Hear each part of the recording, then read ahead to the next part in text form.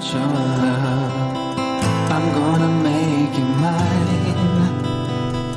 There's something special about your love. I think it's one of a kind. Okay, so you don't want to go on the road and be like, yo, my husband does this, I don't like he does this, and list all the things that he does wrong, right? But you also don't want to go and like have this like, oh my god, me and my husband, we have sex every night and it is great. You know, he flips me over. It's too much. There has to be a balance in life, balance right? It out. Like, let's be realistic. Just be real with your people that you're sharing your feed with, whether it's your Instagram is funny or whatever. Because like we're on YouTube kind of sharing like and a little bit of everything. I'm constantly telling Lisa like, yo, let's share more of the house things. She's like, nah. I'm like, yo, no, we got to, because the thing is, when you act like everything is great, everything is perfect, the problem then becomes like, I think we've been pretty honest about like our ups and downs. No, like since you've been on it, like with this, like this recent thing, like, yo, we've been putting this is the real. Like this is a lot of this is the real. Like there might be couple edits here or there of that, but like this is the real. There's nothing being cut out, you know. But it's like, yo, when you're doing that everything is perfect thing, right? What you're ended up doing is you're helping a negative feedback loop. So you're putting that out. You're looking at your feed and being like, damn, everybody else is and like, then when people I graduated, that, I'm good. This is good. That. This is good. This is good, right? And then it's like, say that again. What is that? Say it again. The feedback thing? What do you call that again? It's like a negative feedback. Yeah, okay. Right? So it's like you're only putting out positives, right? And then so you're building this pressure of that pressure onto somebody else who's at home, who just came home. When they're watching you go, hey, we're pregnant with twins. She's like, damn, I just had a miscarriage.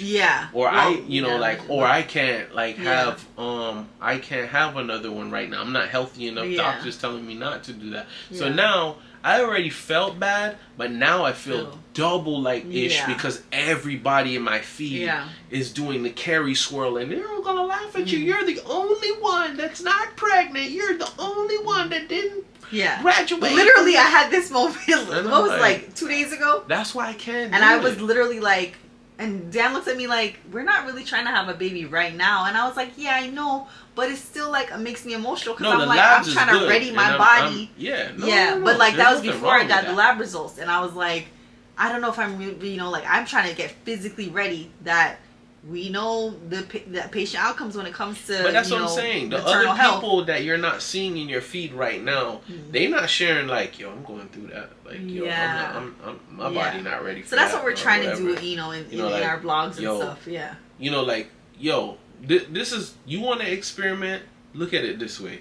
Look at the statistic of how many of us as Americans live paycheck to paycheck.